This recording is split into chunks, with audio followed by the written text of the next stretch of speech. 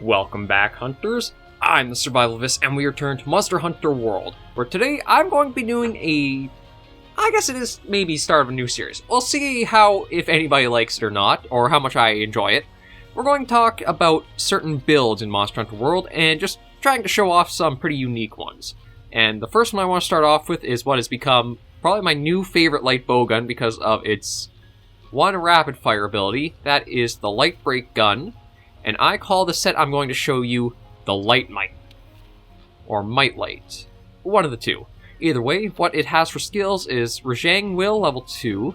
The Brachy Will 2 isn't really something we build towards. It's just a byproduct because of the slots we want. But it has full level 5 maximum might, level 4 for Agitator, level 4 of Constitution, health boost level 3, recovery up 3, free elemental / ammo up level 3, weakness exploit 3, stamina surge 3, quick sheath was just kind of one that got thrown in there along with divine blessing, and normal shots 2. So what we have is the Light Break Gun. I do have it modified to have 2 recoil suppressors and 2 evade reloads. That's going to be very useful, as you'll see in a moment, or in a little bit. I have an Affinity Increase level 2 on it currently. And for the jewels we have slotted in are a Refresh / Release level 4, so one of Stamina Surge, one of Free Element, and a Tenderizer 2 on that one. Following that, we have the Brachydium Helm Beta Plus, or Raging Brax Helmet, and that gives us 1 weakness exploit point, 2 release / protection jewels in there with a 3rd protection to give us that. The Grand God's Pure Garb, which is the Furious Rajang's chest, a Tenderizer Medicine Jewel along with a Refresh Jewel, followed by Raging Brax Braces, Beta Plus for the slots to them, which are Refresh / Physique and Challenger / Medicine. Then we have the Furious Rajang Belt and Feet. So for the belt, we have another Challenger / Medicine Jewel, a Physique, and a Sheath Jewel. And for the Pure Feet, we have 2 Sheaths / Physiques, along with the Normal Shots Charm 2 in there. Altogether, this makes for a very powerful set. And the reason why I think this is probably one of my favorite sets, although I do wish I could do something with evade distance to it, the reason I like it is because of the ability to get maximum might active so often, as well as being able to keep with a lot of damage using the normal 3 rapid fire. So let's go eat, and then we'll hop into a hunt so I can show that off proper.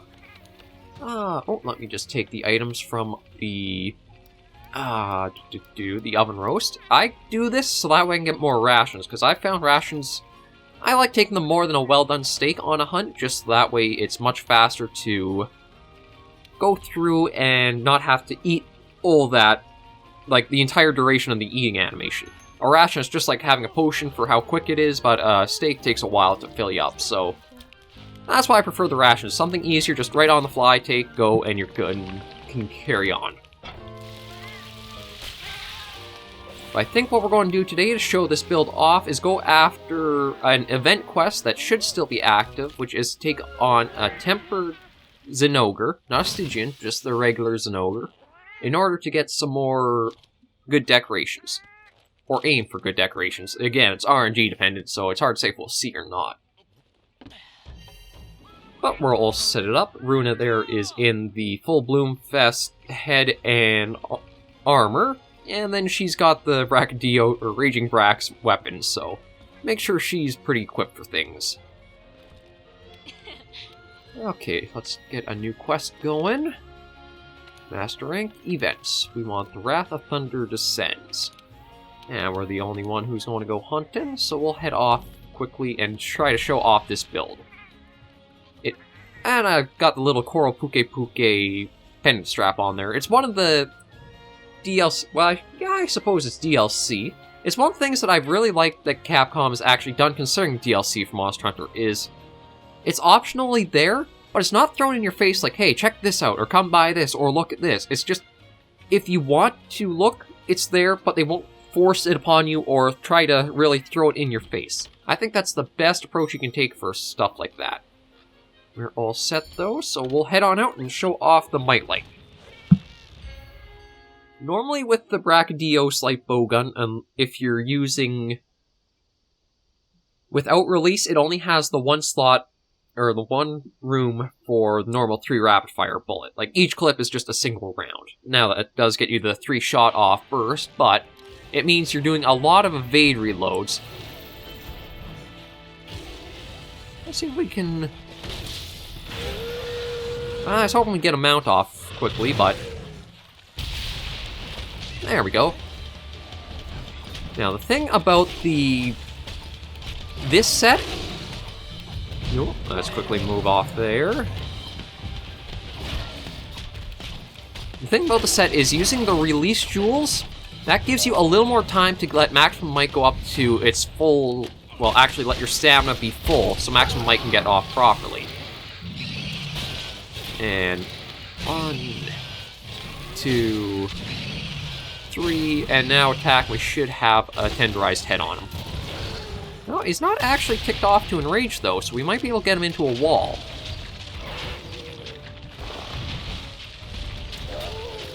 So we can't... There we go. And can we get him? We can. That's very nice. I wish he fell the other way, but we'll still take it. So you can see Max Might is already active, and we're getting 200 damage per every... Or, well, approximately 200.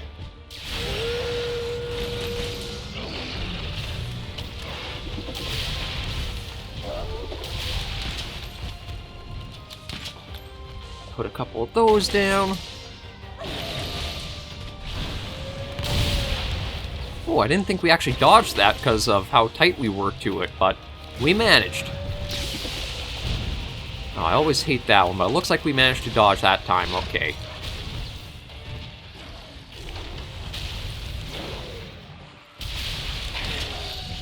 Oh, let's quickly evade out of that. And the reason I got the physique as part of the build was so that way evading doesn't take as much stamina off as normal. So that way there's even more chance to get the maximum might being full potential for you.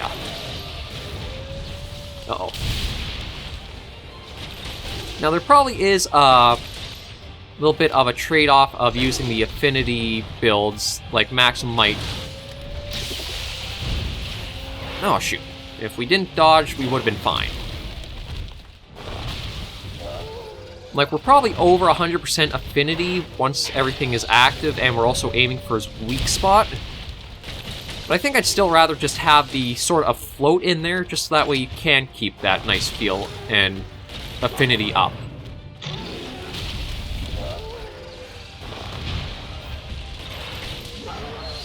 Oh, there we go. Knocked him right out of his charge status.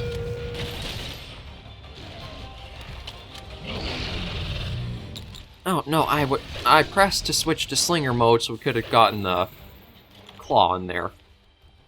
Yeah, we're at 50% right now, so if we actually have the maximum might active along with hitting a weak spot, that is 100% affinity per attack, I believe.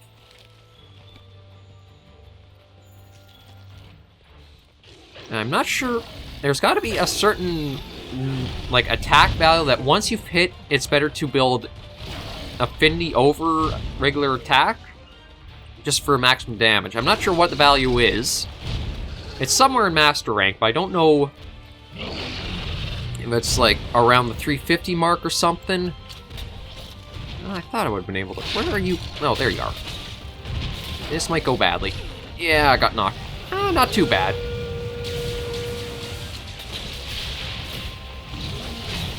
And into the wall you go, Thunder Pupper. There we go.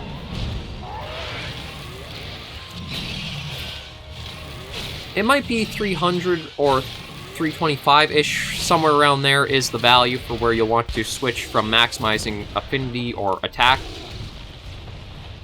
I'm trying to remember, I think in high rank it was better to be building attack power to maximum.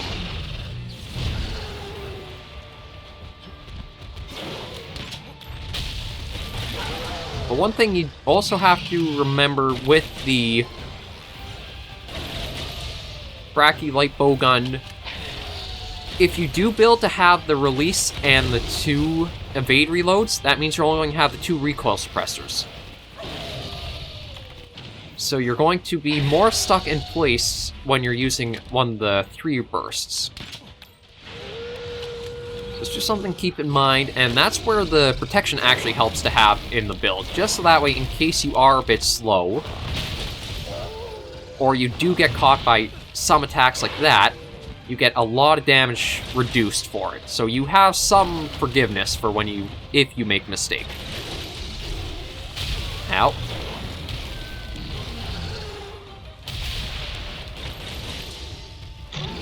No, he's not enraged yet. I wonder. Oh, yeah, there is some slinger ammo. Now, it's probably not a good idea to turn your back on a monster. But that kind of worked out for us because we kept running through it.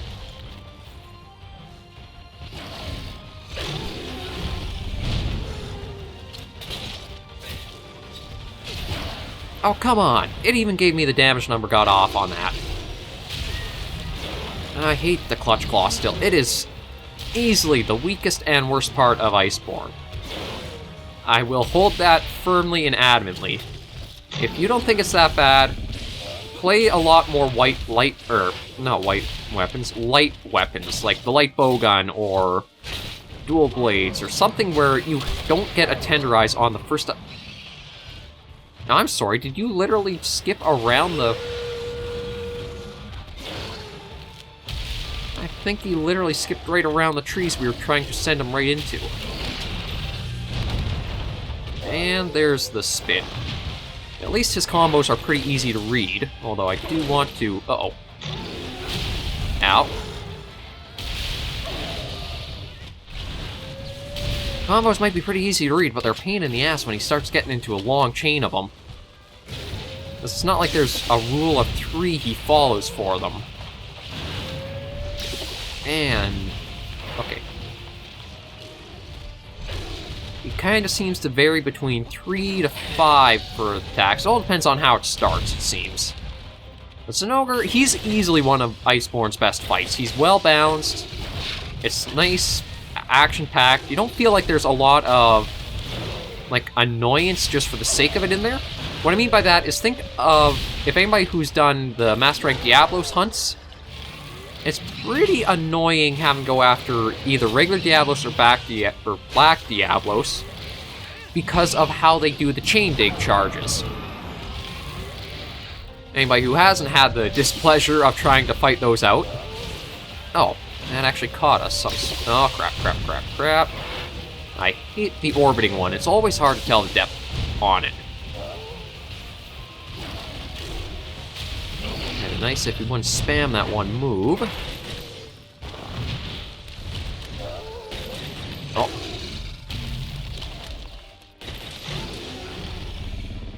No, is he going to get into Turf War? No, he's running off. Okay, I thought he might have gone into Turf War with Fulgur there, but...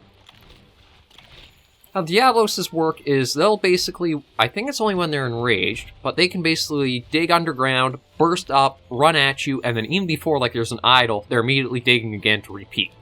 And it's very annoying. It's a lot like Kushalas in a way, too, where it's... The attacks... It's not that they're more challenging, it's just they're more annoying because you can't actually fight the monster. Zinogre, though, does not have anything of the sort like that with his fight. None of its design or its flow feels like that.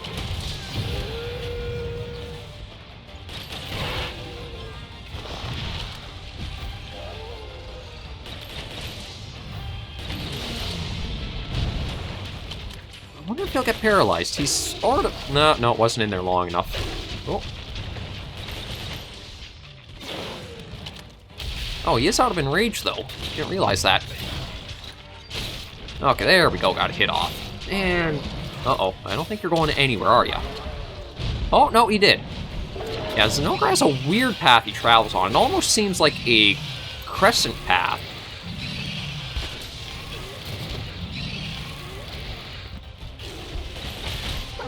Oh, and he's out of enraged, or charged state. Not a state, just state. It's kind of hard to commentate and be a confident hunter at the same time, but... Uh-oh. Yeah, that was coming. Oh, he's actually knocked out of enrage because of that, too. Yeah, I'm afraid we're putting you right back into a wall there, bud. Yeah, there we go. Let's see if we can tenderize those front legs of yours. Maybe be able to get another part break on ya. 2, 3. Can we squeeze it in? Just barely. Yeah, literally just barely, because he plowed over us. Yeah, we'll let him charge up.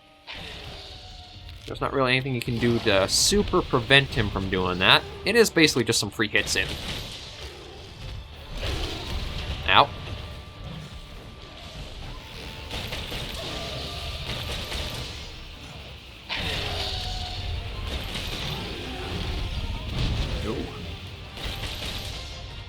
Yeah, depending on which weak spot it is, I think the legs you don't get quite the hot... Oh, there we go. Yeah, once you can get going with it, this will just shred a lot of stuff. Like I was doing, well, with the weak spot and weakness exploit, I know Velkhana, granted it wasn't the tempered version. I do not want to be on him when he's flipping, though.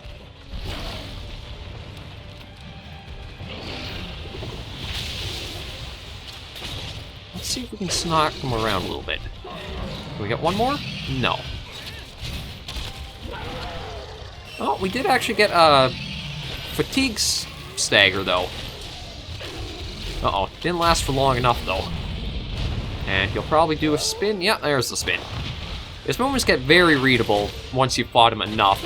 But that's part of what makes Monster Hunter, I think, a really rewarding experience, is you'll actually pick up on their movements and patterns, so that way it feels like you're mastering it in a way. But yeah, this bowgun build, I find... Oh, not sure how he managed to smack us as he did, but it can just shred. One of the limited bounties was go after Velkhana, and with the head tenderizer, again, at least 200 damage for every burst fire of the normal 3, so it will tear through a monster pretty quick. I do admit I wish I could get a little bit more built into it for evade stuff, but I think that would vary depending entirely upon what decorations I might be able to find for it.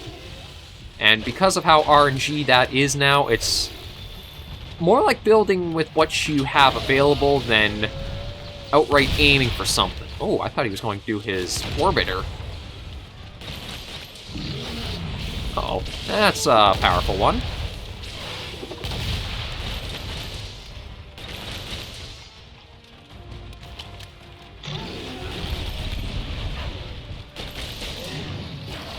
Nope, out of the way of that, and probably a spin. Nope, I'll leap.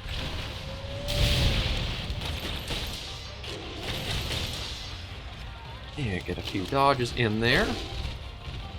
But I am curious to see what they're going to do next with, like, the light bowguns, because I do think the normal 3 rapid fire is the... Ow. First time we've ever seen a normal, or actually a level 3 shot given rapid fire in any of Monster Hunter... I guess, international releases. Because there might have been in Frontier, I can't really speak on what... Oh, and there he is, already limping off. Even though it was a little bit more of a poor showing for myself with our skill, he's already limping, and we actually haven't gone through all of our normal 3 shots yet. So I think that's pretty impressive to speak to volumes for how good that is. Because even using the Stygian Zinogre builds that I've used before, you'll run out of that ammo type. Not with this one. Normal 3 will take you a long distance, especially if you're on par with the flint shots into the walls. Those, granted, are big chunks of damage, but as you do hunt more and get more experience, you'll find your openings and kind of... You might get a little cocky here and there and get punished for it, but you'll start learning how much time it does take. Like, I found I can just squeeze in that combo to get a part tenderized with one latch on, or one clutch claw. But again, you gotta be very careful with it. Ow. And don't let yourself walk right into easy to read attacks either. Uh-oh. Okay, got out of the way of that. And then where's the spin? Oh, no spin. Oh, that's right, because he's not enraged. I do wish I could get something like... I don't even know if it exists, but I wouldn't mind getting a... Challenger slash release, so that way I could try building the agitator up more. I don't know if that exists as a decoration or not. It may, but I highly doubt it. I don't know if you actually do have anything where it would be...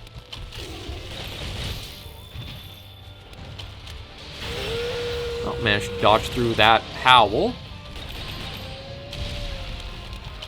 We might actually be able to take him down right here.